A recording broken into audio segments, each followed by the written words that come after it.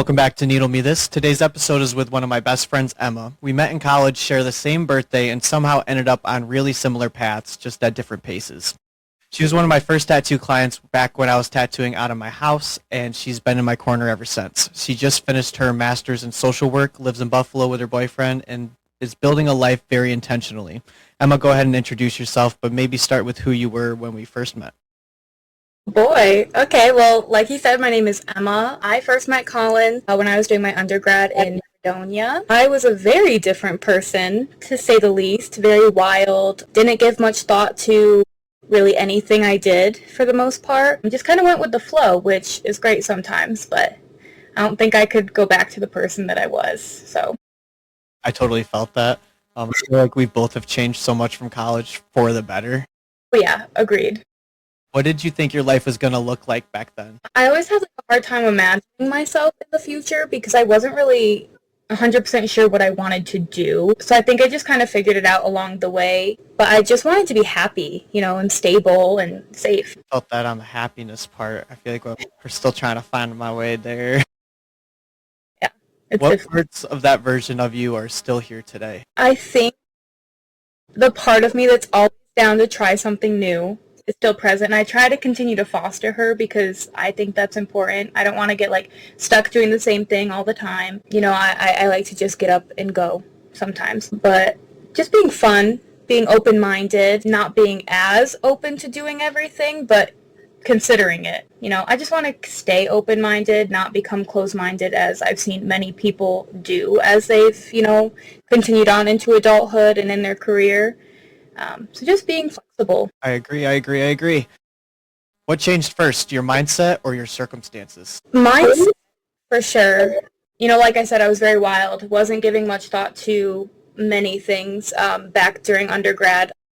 But when I finally decided to change my major to social work, it was kind of eye-opening to me because I had decided on a career and that's the path that I wanted to take, and I didn't want to regret it.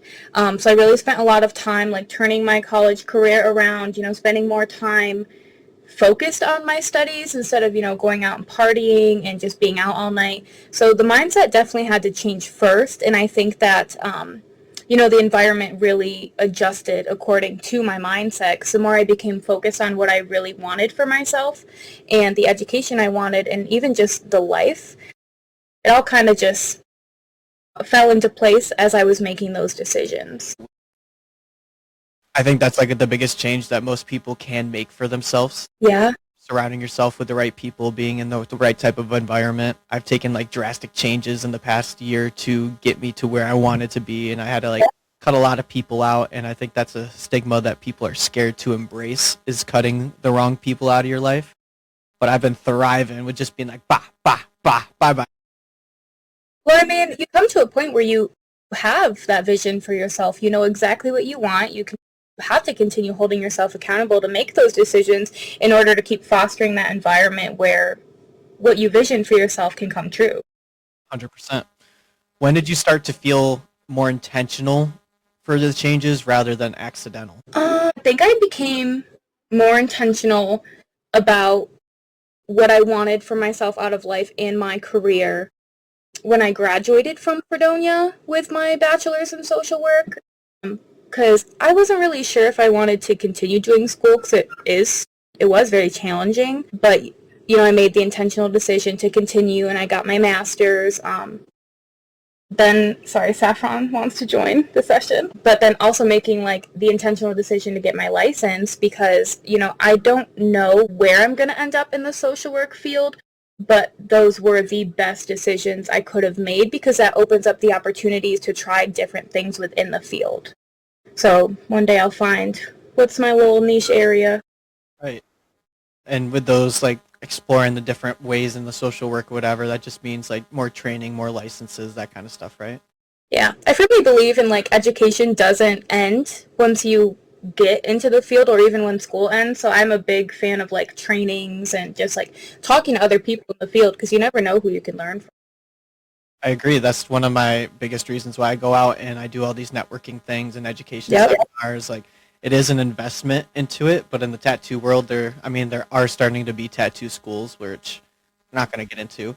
But the seminars, like, they're so intentional because every single person in there is on the same mind track as I am, and they want to grow and they want to get better, and like those are the people I want to surround myself with.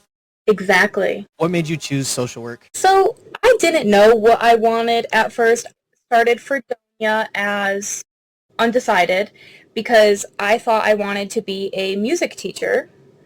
Um, did not happen, clearly.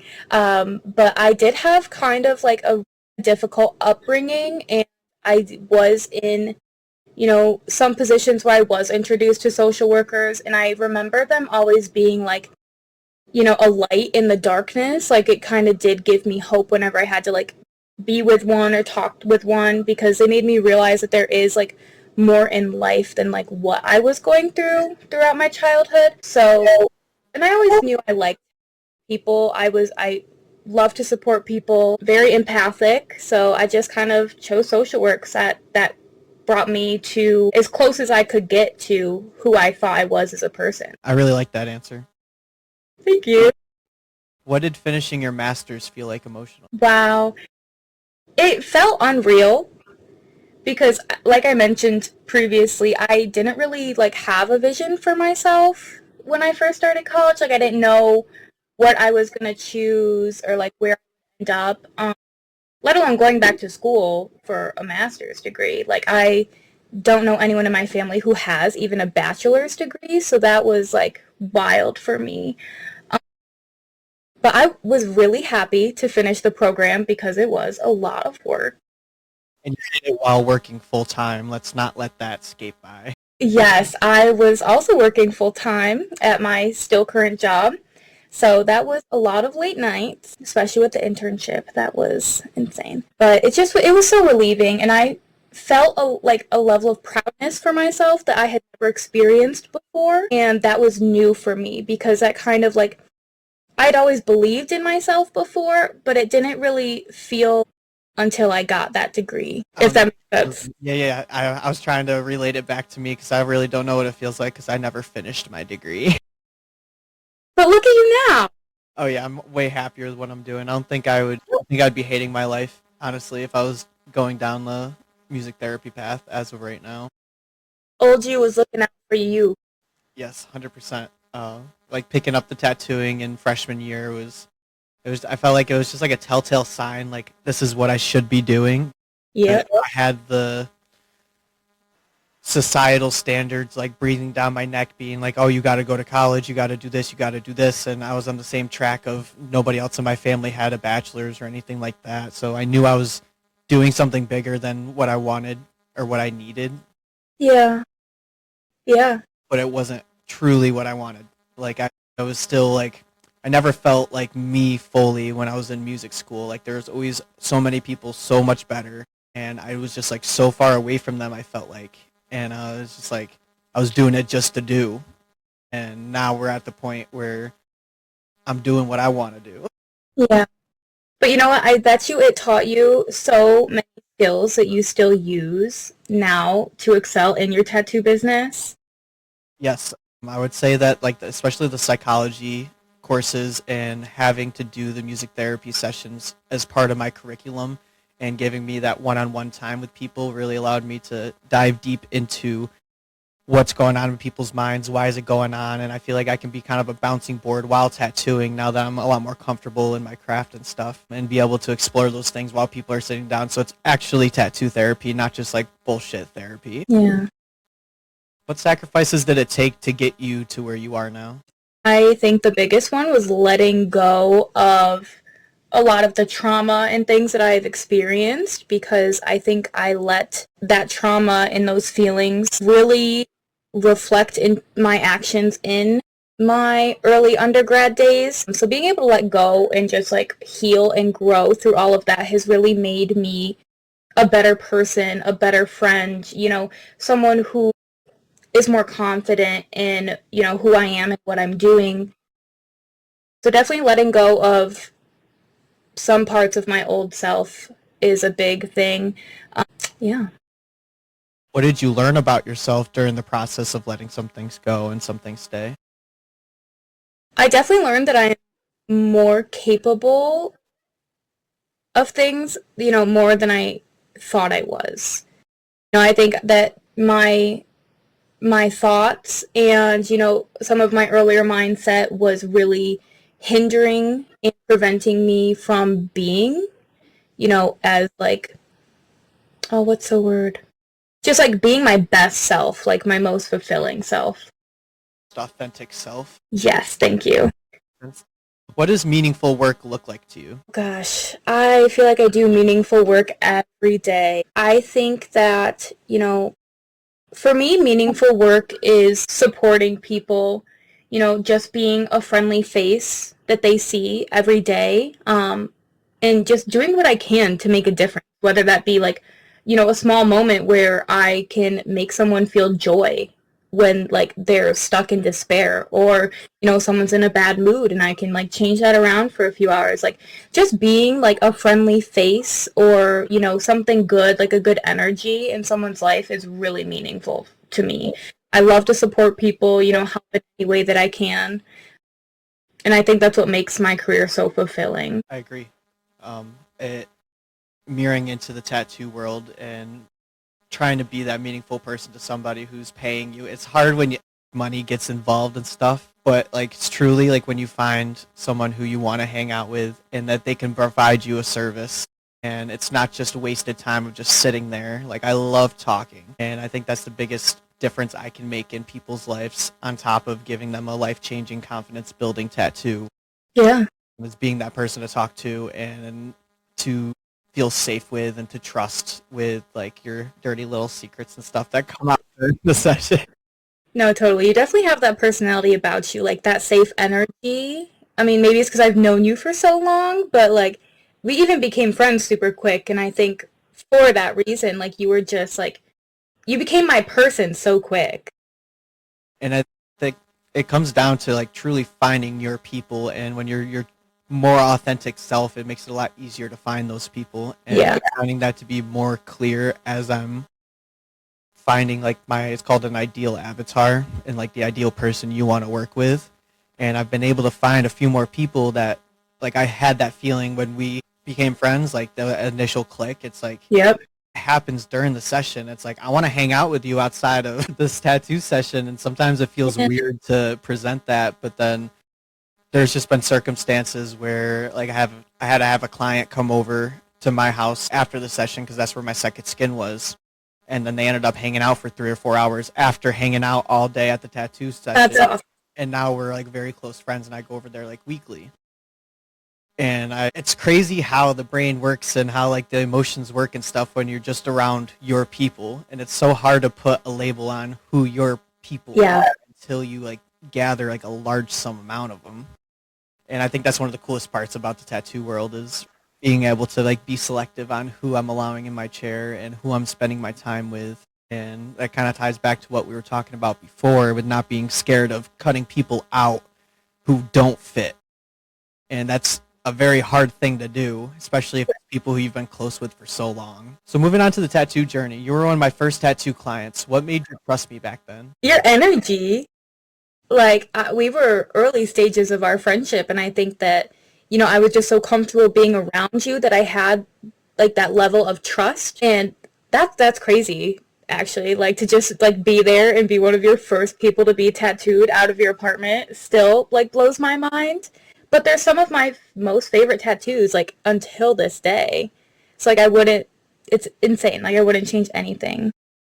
What did tattoos represent for you at the beginning of your tattoo journey? I think that a lot of tattoos that I first got when I began getting tattoos reflected my mindset and who I was at the time. I wish I could say that I had more intention behind them, but most of them I do not. But they're still like great pieces of work that like I don't think I would ever get covered up. So I'm like grateful for my old self for actually thinking about things that I would like. But yeah, I don't know. It was just like the trust, it was really nice. It was good work. And I've been coming back ever since. Why did you start smaller for your tattoos? I know you've gotten a couple bigger ones, but we definitely did a lot of smaller things. Did the trust come into play there, or was it truly like that's just what spoke to you at the time? I don't think it was ever trust for me when it came to like getting the smaller tattoos from you. I think it was, it came from within. I was really scared to commit to bigger pieces. Because like I said, a lot of the tattoos I did get didn't have much intentional thought and planning behind them. And I've always wanted like my bigger pieces to have that. Like I never wanted to get a big piece and regret it or hate it. So, and I think that's still something I struggle with to this day because I don't have like many big pieces. I think the bigger pieces I do have are from you, but I just have a hard time committing to those. Yeah, I think that's a lot of people's issues with committing to a larger scale thing. Yeah. And that comes down to finding your people, finding that artist that you want to work with, and having that trust built up before the session even starts is like big players that I do try to portray like through my social media and whatnot. What shifted as you started adding more, and like what was there a specific shift that allowed your brain to allow you to get that first bigger piece? I think that I was feeling more confident about who I was as a person, and I wasn't as like crazy and impulsive as I was when I first started getting tattoos, so I felt more comfortable getting like those larger scale pieces. I think the first one was my flower garden, right? On my leg, yeah. And I mean, that represents all of like my best, most closest friends who have been with me since the beginning of college. So that was something I had thought about for, a longer time than I did the smaller ones. So I think just like being more confident in who I was, feeling more like myself, and feeling confident in the decision to get that and have that represent those people who mean the most to me. Yeah. What is the deciding moment that tells you that you're ready for another tattoo or that you need another tattoo? I wish I could say it wasn't my mental health because I feel like, I have that itch whenever I have a bad day, and I know that's the impulsivity in me, and I don't react on it, but I know I used to. But for me, I think, nowadays, the deciding factor is like, I feel confident in the amount of time that I have, thought about it, obviously like chatted with you or whatever artist is doing it to make sure that, whatever you draw up and whatever like you create is what I want, and something that represents the idea and the intention behind it. And then again, just like the comfortability and the trust. Yeah, we went through a stage where we were talking about doing a sleeve or a leg panel or something. I think it was a sleeve, right? And I think it was a good thing that we haven't done it yet because we couldn't align on those design things, and I kept trying to throw things at you, and I knew that you weren't feeling it, so I was just like, you know what, this is not the time for her, so like we're gonna take a break on this. Like, there's no pressure into needing to have a sleeve or needing to have a leg panel. It's like it truly is when it's the right time. Yeah. And a lot of the time it is when people are going through a transformational stage in their life, or they gotten over a hurdle that they've been dealing with, like weight loss or something. I know a lot of people feel like they have to lose weight first before getting a tattoo, which is not an issue at all. And I love being the person that can be there for them to mark that transition in their life and the transformation that they've gone through. So yeah, I think that's a big part of it. Yeah. I mean, that's like honor. So I can't imagine like the honor I would feel if someone chose me to like be there and do that for them. Like that's incredible. Definitely a great feeling. Do tattoos feel like chapters, rewards, or reminders to you? All of the above, I think. I mean, for sure, like the smaller pieces that I have gotten and I say collected throughout my undergrad career definitely represents like a chapter in my life of when I was very different and still learning and, young and naive. And I look back on them and I like really great memories. So I love that. It's a reminder for me. A lot of them did feel rewarding when I was getting them at the time because I'd be like, oh, I got through the semester. Like, let's get a tattoo. So that's always fun. And just reminders too. Like I said, they all have really great memories for me. Like whether that be memories of you giving them to me and like what we were doing, or like my freshman year roommate who wanted to get up one morning and just go get tattoos. So it's great. Yeah. I think a big theme that we've seen going on in this conversation is that you have to have patience. So what's something that you've learned about patience the hard way? Patience is really hard. I'm someone who, like, when I have the thought, I really like feel like I need to act on it immediately. So it has taken me a really long time to be able to like have that thought and then recognize that I need to wait before doing anything about it. And I think I like that development has come a lot with my time in the field because I spend a lot of time, just listening to people when they're their lowest or they're struggling the hardest and just having patience and being able to, sit with your thoughts and sit with the silence and just hold space, whether that be for myself or for someone else. Like that patience is like a really important key to all of that. So I think that it's still a skill that I am working on, and I don't think I will ever have the best patience, but I do, and I'm very proud of like how far my patience has come from when I was started. I'm also very proud of it because you're doing better than I am because I like to just do everything whenever I have the thought. I think it's a Leo thing, honestly. It probably is because I have to hold myself back like actively, and it's hard. Like when I have a thought, like I have to plan it out like right then and there, and it's just a blessing and a curse. Right. It goes into like my designing, my social media, like everything. Like I have this thought and then I make a video and I post it and then I wonder why I'm not targeting the right people because I'm just throwing shit out all the time. So Yeah. it's been really hard to buckle down on the patience of being consistent with posting the same stuff and running it like a business page should be. Because then I have that fight in the back of my head that's like, oh, everybody's already doing all this. Why am I going to do what everybody's doing? But then the social media rules is you do what's working, and then it's just constant battles in my head about like just being patient with what I'm the first idea that I had and sticking with it and etc. Yep.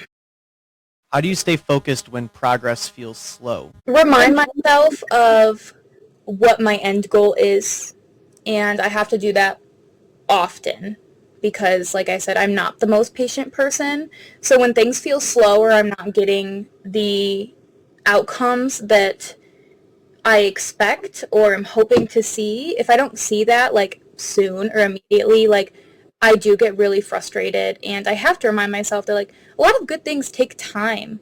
And I'm a firm believer of like you attract the energy that you put out. So like I don't want to put out like that frustrating, like impatient energy. So to just like take a step back and like remind myself of why I'm doing it and, the ultimate end goal is like it usually helps me, simmer down a little bit. Yeah, I agree with that. I want to talk on timeline real quick. I Okay. think there's a huge societal timeline that most people feel like they have to follow. Meaning like you go to school, you go to college, you get that 9 to 5 job, you retire, you die. And I feel like so many people are stuck in that. And it's been very difficult for me personally to break out of that and stop comparing myself to what everybody else is doing and whatnot.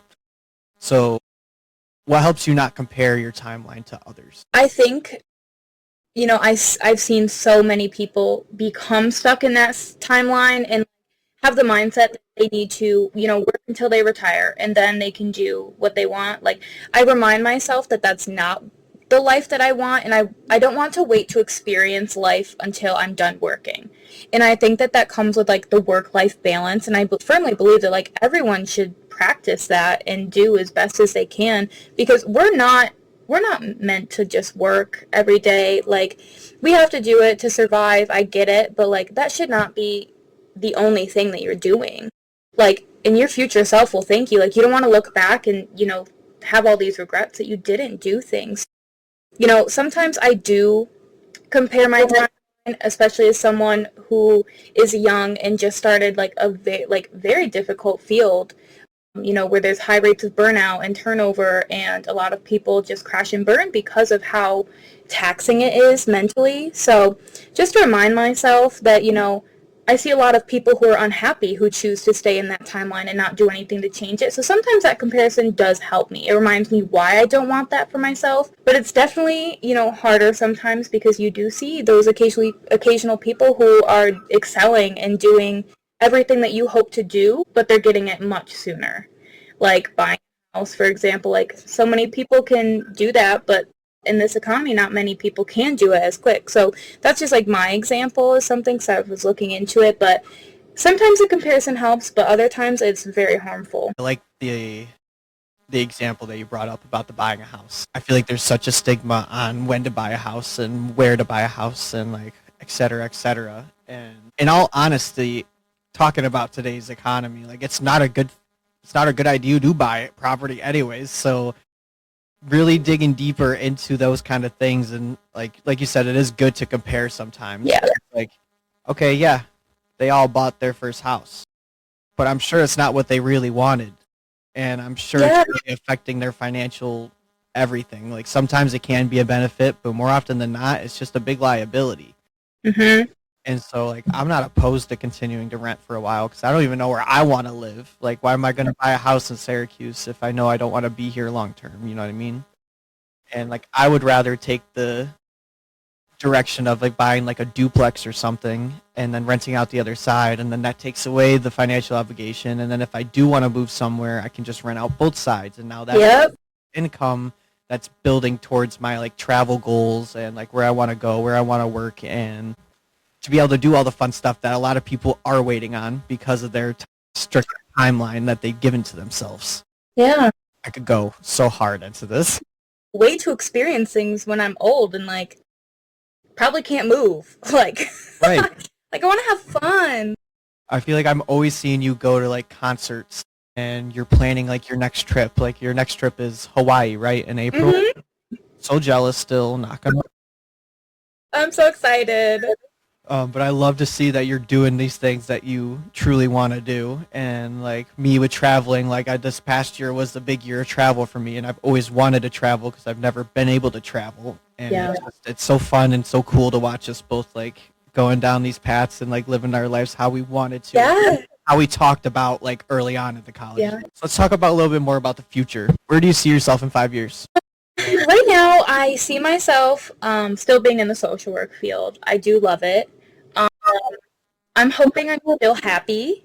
I want to continue to make decisions and, attract that energy where I'm happy, healthy, with Nigel, getting our future started and continuing. And hopefully I would not be opposed to exploring private practice. I know I've mentioned this to you before. I would love to have my own private practice, make my own hours, have my own clientele, hire who I want, and have just, it's on my terms, my timeline. And I think that would just be amazing. So that's hopefully where I see myself going, and I'm going to continue to make those decisions towards that goal. What would be stopping you from building a private practice today? Definitely the financial aspect and the certifications that come with it. If we were talking literally today, I am continuing to work towards those things, but I have not achieved them yet. So I know I will get there. It's just something that does come with time. Yeah. I was just curious if you were limiting yourself or if it was an actual limitation. No, Rip you a new one. expansive. I would like to think I'm building a life that is stable and healthy, because I did not have those things growing up. So those two things really, really mean the most to me. I want to be happy, and I want to feel safe and comfortable with where I'm at and with myself. I want to continue to be open-minded, and, I practice that every day because that's something I don't want to lose.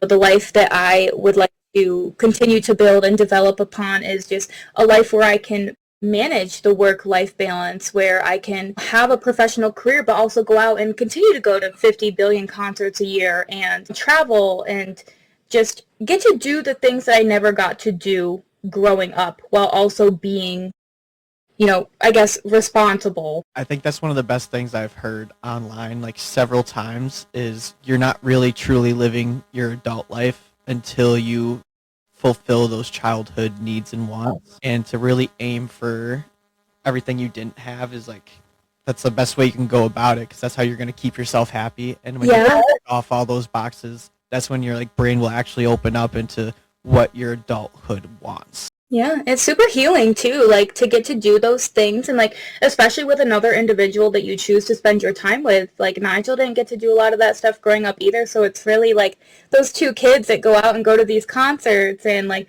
they travel around and do all these things. So it really is like it feels so good. Would you say that Nigel is a big inspiration to where you are now and how you got there? I would say so, yeah. I met Nigel when I was doing undergrad in Fredonia.